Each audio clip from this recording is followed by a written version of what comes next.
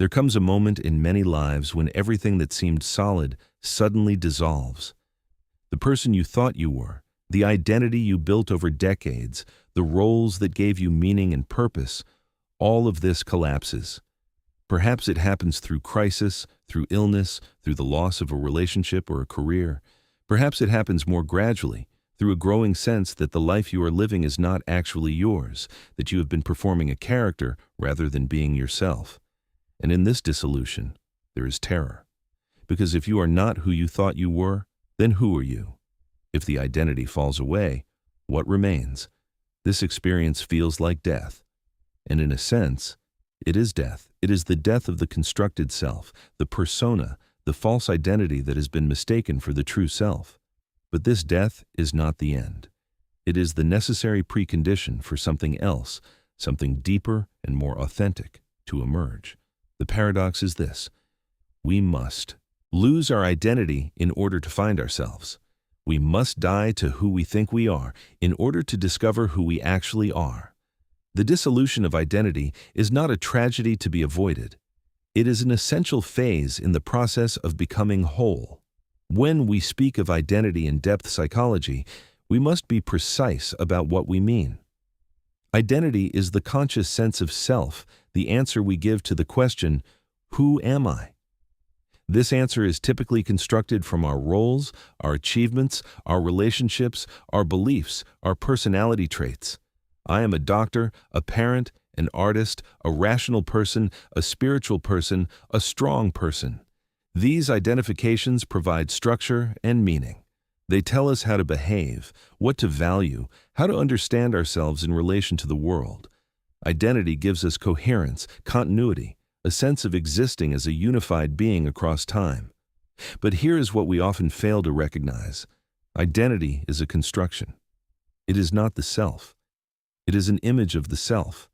A representation, a map, but not the territory. And like all constructions, it is partial, selective, limited. It includes certain aspects of our being while excluding others. It emphasizes what is acceptable, what fits the story we tell about ourselves, what conforms to the expectations of our environment. And everything that does not fit this identity, everything that contradicts or threatens it, must be denied, repressed, pushed into the unconscious. This means that identity is always built on a foundation of exclusion. To be someone is to not be something else. To identify as rational is to deny the emotional. To identify as strong is to deny vulnerability. To identify as good is to deny the capacity for darkness. The more rigid and narrow the identity, the more must be excluded, and the more material accumulates in the shadow.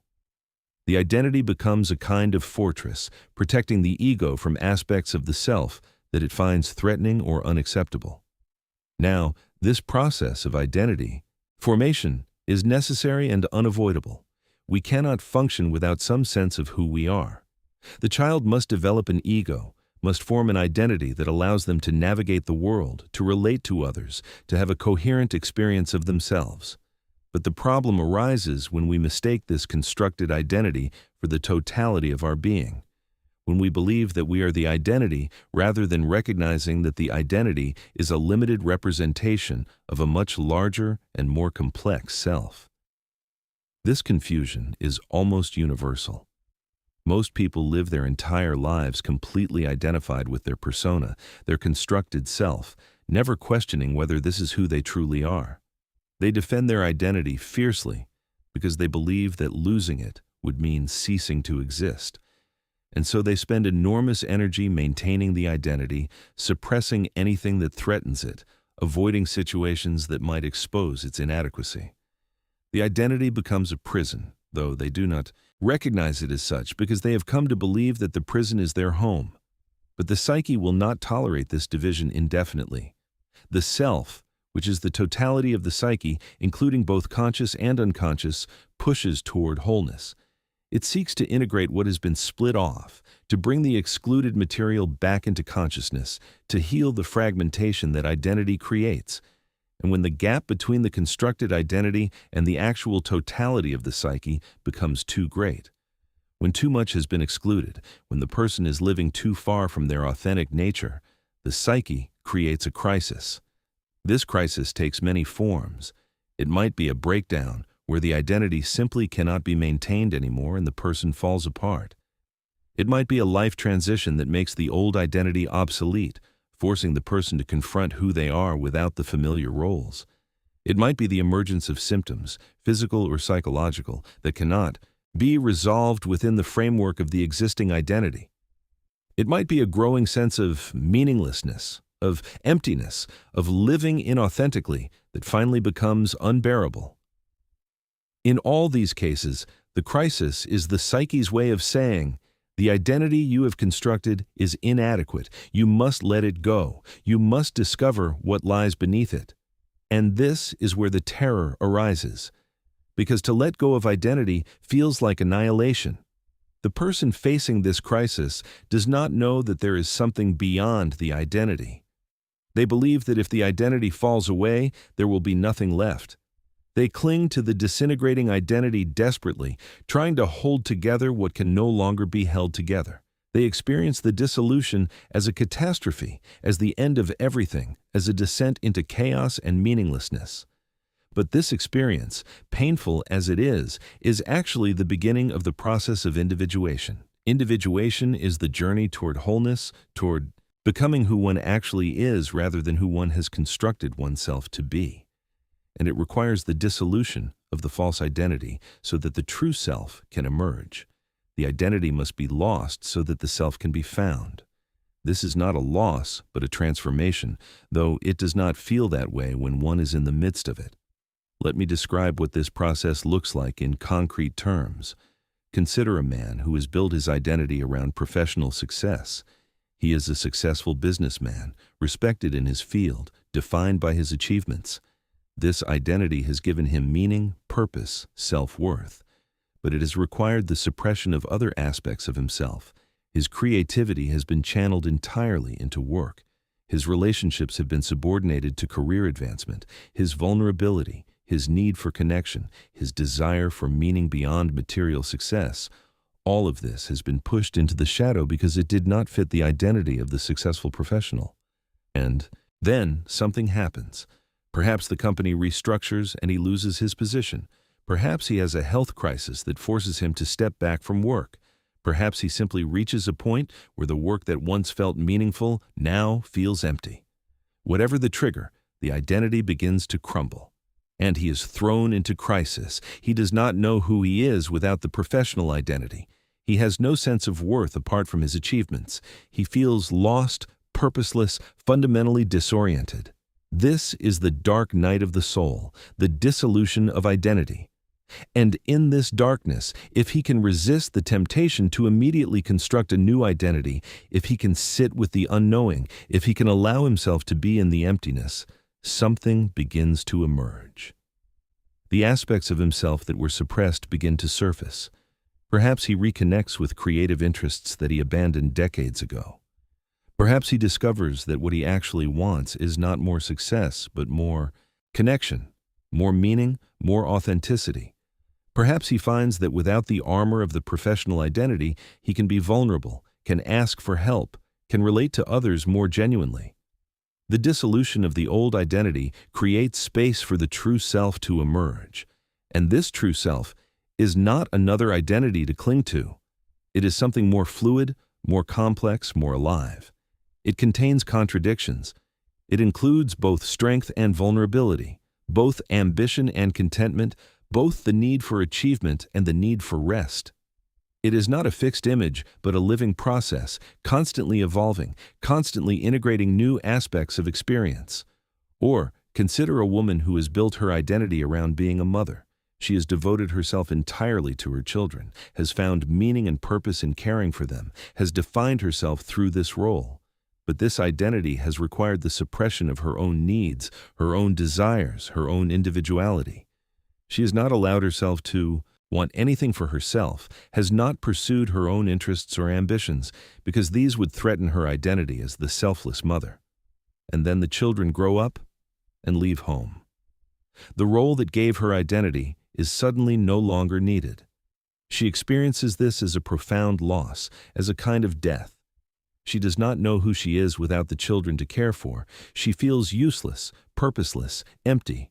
The identity has dissolved and she is left in a void. But again, this void is not the end. It is the beginning. In the space created by the loss of identity, she can begin to discover aspects of herself that were never allowed expression. Perhaps she discovers interests and talents that were dormant. Perhaps she reconnects with friendships that she neglected. Perhaps she realizes that she has needs and desires of her own, that she is allowed to live for herself and not only for others. The dissolution of the mother identity allows a more complex and authentic self to emerge, one that can include caring for others but is not limited to it. These examples illustrate a fundamental principle. The loss of identity is painful but necessary. It is painful because we have invested so much in the identity, because we have believed it is who we are, because we do not know what will remain when it is gone. But it is necessary because the identity is always partial, always limited, always excluding essential aspects of our being. To become whole, we must lose the partial identity and open to the totality of what we are. Now, we must understand what is happening psychologically during this process. The dissolution of identity is essentially the breakdown of the ego's defenses. The ego, which is the center of consciousness, has constructed the identity as a way of managing reality, of maintaining coherence, of protecting itself from aspects of the psyche that it finds threatening. And it maintains this identity through various defense mechanisms: repression, denial, rationalization, projection. These defenses keep the excluded material in the unconscious, keep the shadow from emerging into awareness, maintain the fiction that the identity is the complete self. But when crisis occurs, these defenses begin to fail. The repressed material starts to break through, the shadow becomes visible, the unconscious begins to flood into consciousness. This is experienced as chaos, as the dissolution of everything solid, as the loss of control. The ego, which has been trying to maintain order through the construction of identity, finds itself overwhelmed by forces it cannot manage or understand. This is where the danger lies, but also where the opportunity lies. If the person responds to this crisis by desperately trying to rebuild the old defenses, by constructing a new identity as quickly as possible, by fleeing from the uncomfortable material that is emerging, then nothing fundamental changes. They simply replace one limited identity with another. They remain fragmented, still excluding essential aspects of themselves, still living a partial life. But if the person can tolerate the discomfort, if they can sit with the dissolution without immediately trying to fix it, if they can allow the shadow material to emerge and can engage with it rather than flee from it, then genuine transformation becomes possible. This is what we call the process of integration. The aspects of the self that were excluded from the identity are brought back into consciousness, are acknowledged, are given their place in the totality of the psyche. This integration is not comfortable. It requires acknowledging aspects of ourselves that we have spent years denying. It requires facing the shadow, which contains not only our rejected qualities, but often our unrealized potential, our unlived life, our authentic desires that did not fit the constructed identity. It requires feeling emotions that we have suppressed, expressing needs that we have denied, developing capacities that we have ignored. The professional who discovers that he needs connection must face the vulnerability and dependency that he has always viewed as weakness. The mother who discovers her own individuality must face the guilt and selfishness that she has always denied. They must integrate these shadow aspects, not by simply expressing them in their raw form, but by bringing them into relationship with consciousness, by finding ways to honor these aspects while remaining responsible and grounded. This process of integration is gradual and often painful. It is the work of years, not days or weeks. It requires patience, self-compassion, and usually the support of therapy or analysis, or some form of reflective practice. But through this work, something remarkable happens. The person becomes more whole, more complete, more authentically themselves. They are no longer identified with a narrow role or image. They can contain contradictions. They can be flexible, adaptive, responsive to different situations without losing their center. This brings us to the concept of the self in the depth psychological sense. The self is not the ego, not the conscious identity. It is the totality of the psyche, the union of conscious and unconscious, the center and the circumference. The self is what we are in our fullness, beyond all identifications and constructions. And the process of individuation is the journey toward the self, toward becoming whole, toward living from this deeper center rather than from the surface of constructed identity. The paradox is that we cannot reach the self by effort, by trying to become something. We reach it by letting go, by allowing the constructed identity to dissolve, by opening to what we already are beneath all the layers of defense and adaptation. This is why losing identity is part of becoming whole. We must lose the false in order to find the true. We must die to the partial in order to be born into wholeness. Now, it is important to understand that this does not mean we become without identity, that we live in some kind of formless chaos. The person who has gone through the dissolution of identity and the process of integration does not lose the capacity to function in the world, to have roles, to present themselves appropriately in different contexts, but their relationship to identity changes fundamentally. They know that identity is a tool, not the truth. They can inhabit roles without being possessed by them. They can present a professional persona at work, a parental persona with their children, a social persona with friends. But they are not identified with these personas. They know they are something larger than any role or image. They can move fluidly between different aspects of themselves without losing their center, because their center is no longer located in a constructed identity, but in the deeper self. This flexibility is the mark of psychological maturity. The person is no longer rigid, no longer defensive, no longer needing to maintain a particular image at all costs.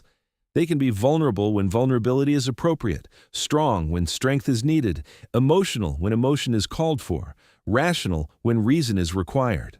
They are not limited to a narrow range of expression dictated by a fixed identity. They have access to the full range of human experience and can respond authentically to whatever situation they encounter. But this maturity can only come through the dissolution of the old identity. There is no way around this process. We cannot become whole while clinging to a partial identity. We cannot integrate the shadow while defending against it. We cannot find the self while identified with the ego. The old must die so that the new can be born. This is the fundamental pattern of transformation, seen in all the world's wisdom traditions, in all the myths and stories of death and rebirth. In the Christian tradition, there is the saying, "Unless a grain of wheat falls into the earth and dies, it remains just a single grain, but if it dies, it bears much fruit." This is the same principle. The seed must break open, must lose its form as a seed in order to become the plant. The identity must dissolve in order for the self to emerge. This is not destruction but transformation. What appears to be loss is actually the precondition for growth. In alchemical symbolism, which provides such rich imagery for psychological transformation, this process is called the Nigredo, the blackening, the stage of putrefaction and dissolution. The alchemists understood that before the gold could be produced, the base material had to be broken down, had to be reduced to its prima materia, its original undifferentiated state. Only then could the process of transformation truly begin. The dissolution was not a failure of the work, it was an essential stage of the work. The same pattern appears in the mythological journey of the hero. The hero must descend into the underworld, must face death, must be dismembered or swallowed by the monster before the resurrection or return can occur. This descent is not optional. It is the necessary passage through which transformation occurs. The hero who tries to avoid the descent, who clings to their old identity and their old ways of being, cannot complete the journey. They remain stuck, unable to grow, unable to integrate the new consciousness that the journey is meant to bring. What all of these images and stories are pointing to is a fundamental psychological truth. Growth requires dissolution. Transformation requires the death of the old form. Becoming whole requires losing the partial identity that we have constructed. This is not a comfortable truth. It is not reassuring. but it is the reality of how the psyche works, how consciousness develops, how individuation occurs. Let me speak now about what supports this process, what allows a person to navigate the dissolution of identity without being destroyed by it. The first necessity is the capacity to tolerate uncertainty, to bear the state of not knowing who you are. This is extraordinarily difficult because we are conditioned to have answers, to know ourselves, to maintain a clear sense of identity. But the dissolution requires that we release this need for certainty, that we allow ourselves to exist in the question without rushing to an answer. This capacity to tolerate uncertainty is itself a kind of strength, though it feels like weakness. It is the strength to resist the immediate relief of constructing a new identity, to resist the temptation to fill the void with the first thing that presents itself. It is the strength to wait, to be patient, to trust that something will emerge in its own time if we can simply hold the space and not collapse it prematurely. The second necessity is the capacity to face the shadow, to acknowledge aspects of ourselves that we have denied or rejected. This requires honesty and courage. It means seeing our capacity for weakness, for selfishness, for cruelty, for all the things we have insisted we are not. But it also means seeing our capacity for strength, for desire, for creativity, for all the potentials we have not allowed ourselves to develop. The shadow contains both what we fear and what we long for, and both must be acknowledged. When the identity dissolves and the shadow material begins to emerge, we are often horrified by what we see. The professional man discovers that he has needs and vulnerabilities that he has despised in others. The devoted mother discovers that she has desires and ambitions that she has judged as selfish. These discoveries threaten the moral self-image that has been part of the identity, but they are also liberating because they reveal aspects of ourselves that are essential to wholeness. The shadow is not simply negative. It contains the unlived life, the roads not taken, the potentials that were sacrificed in the construction of the identity. When we face the shadow, we are not only confronting what is dark or unacceptable, we are also reclaiming what is vital and alive, what has been waiting in the unconscious for the opportunity to be expressed. The integration of the shadow is not about becoming worse, it is about becoming more complete. The third necessity is support, a relationship with someone who can hold space for the dissolution without trying to fix it or rush it. This might be a therapist or analyst, a spiritual guide, a trusted friend who has done their own work. It might be a community of people engaged in similar processes. The dissolution of identity is too difficult to navigate alone.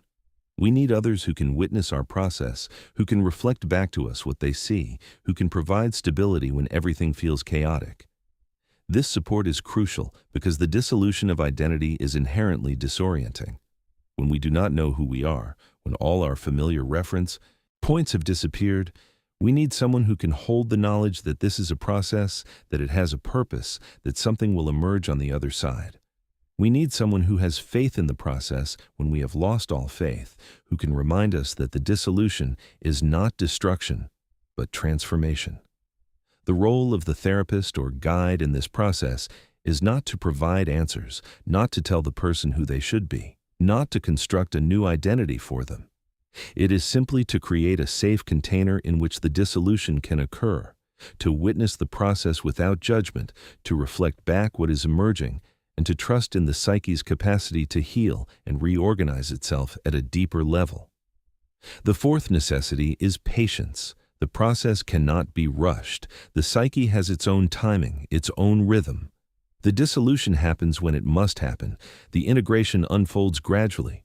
Trying to speed up the process or skip steps only creates more problems. We must learn to trust the process, to allow it to unfold at its own pace, to resist the temptation to prematurely construct a new identity before the old one has fully dissolved and the deeper self has had a chance to emerge. This patience is difficult in a culture that values speed, efficiency, immediate results. We want the transformation to happen quickly. We want to get through the difficult phase and arrive at the resolution. But the psyche does not work on our timeline. It works on its own timeline, which is often much slower than we would prefer. The person who can cultivate patience, who can trust that the process is unfolding as it needs to unfold, has a much better chance of navigating the dissolution successfully. Now let me speak about the role of archetypes in this process of losing identity and becoming whole. Archetypes are universal patterns of human experience, structures in the collective unconscious that shape how we experience and respond to fundamental life situations. And the dissolution of identity, the death and rebirth of the self, is itself an archetypal pattern. When a person enters this process, they are not just experiencing a personal crisis. They are entering into an archetypal drama that has been enacted countless times throughout human history. They are living out the pattern of the hero's journey, of the death and resurrection of the god, of the descent to the underworld and the return. Understanding this archetypal dimension can provide meaning and context to what might otherwise feel like random suffering. The archetype that is often most active during the dissolution of identity is what I have called the self, the archetype of wholeness and totality. The self is the organizing principle of the psyche, the center that holds everything together, the source from which consciousness emerges and to which it returns. When the ego's constructed identity begins to dissolve, it is often because the self is constellated, is activated, is demanding a reorganization of the psyche at a deeper level. This experience of the self can be overwhelming. It is encountered as something numinous, something that transcends the ego, something both terrifying and fascinating. The person may feel that they are in the presence of something much larger than themselves, something that is demanding surrender, demanding transformation. This is not a comfortable experience, but it is often what drives the process forward, what makes it impossible to simply return to the old identity and the old ways of being. Other archetypes may also be activated during this process.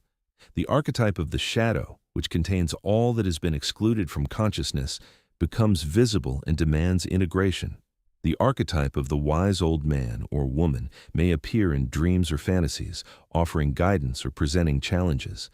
The archetype of death may be encountered not as literal death, but as the death of the old self. The archetype of rebirth may be glimpsed, offering the promise of renewal and transformation. Understanding these archetypal patterns does not make the process easier, but it can make it more bearable. It can help the person recognize that what they are experiencing is not meaningless suffering, but a profound psychological and spiritual transformation. It can connect them to the larger human experience, to the countless others who have walked this path before them.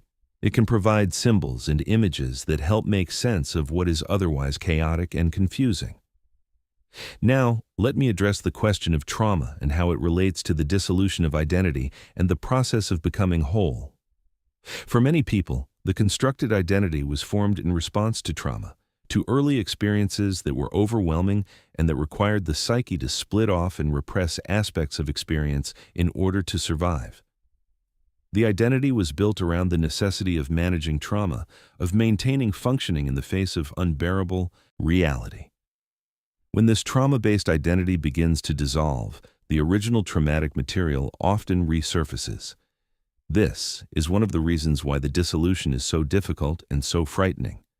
The person is not only losing their identity, they are also confronting experiences and emotions that were too overwhelming to be processed at the time they occurred.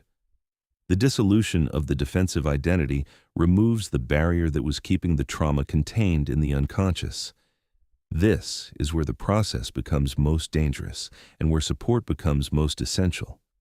The resurfacing of traumatic material requires careful attention and skilled guidance. It cannot simply be allowed to flood consciousness without any structure or support.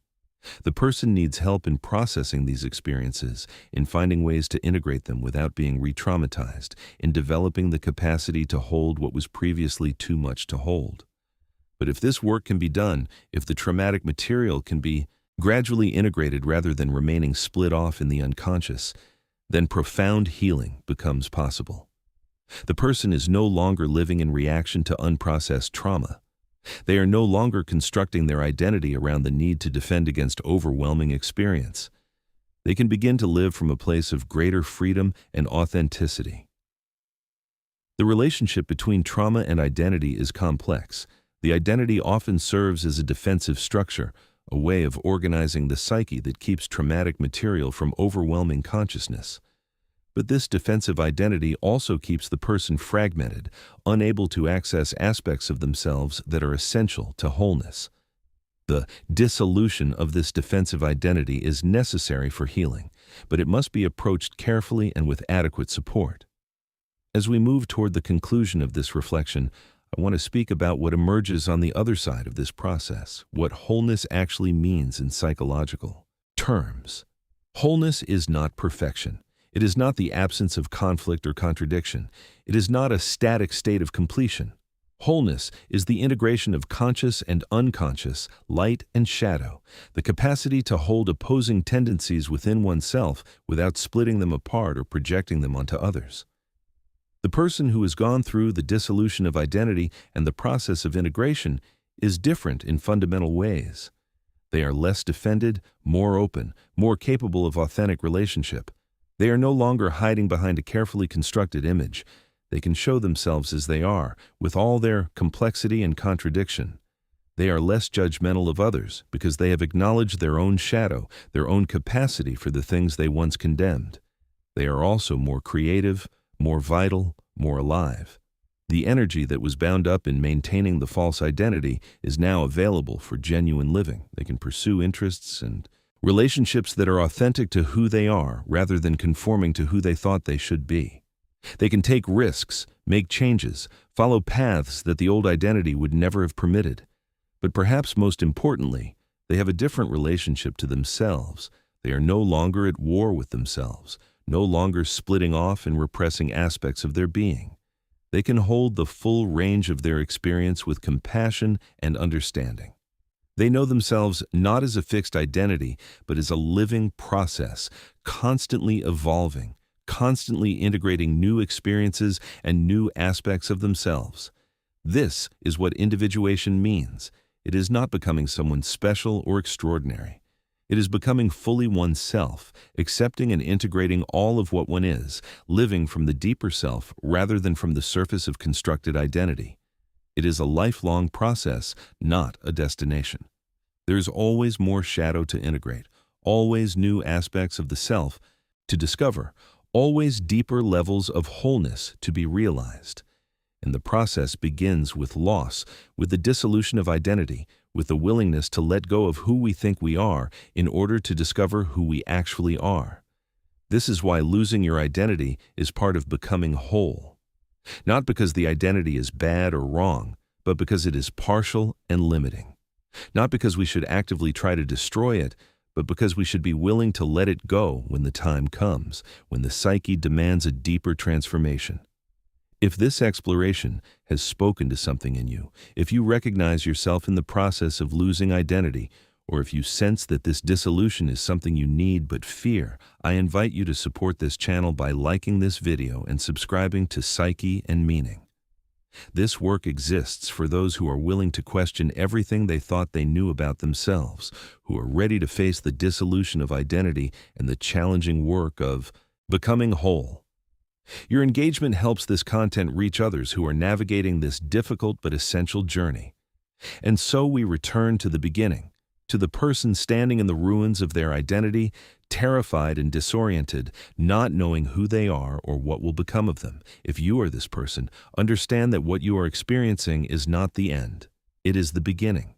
The terror you feel is real, but it is the ego's terror, the fear of its own dissolution. But you are not the ego. You are not the identity. You are something much larger, much more resilient, much more fundamental. The self that you are seeking is not something you need to create.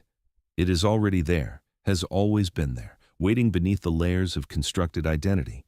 The dissolution removes the barriers, strips away the false, creates the space for the true to emerge. This is not a comfortable process. It is not quick or easy, but it is the path to genuine wholeness, to authentic living, to the experience of being fully and completely yourself. The identity must be lost so that the self can be found. The partial must die so that the whole can be born. This is the paradox at the heart of individuation, And though the journey is difficult, though it requires courage and patience and support, it is also the most important journey you can take. Because on the other side of this dissolution, on the other side of this death and rebirth, lies the possibility of living as who you actually are rather than as who you constructed yourself to be. And that possibility, that authentic life, is worth whatever price the journey demands.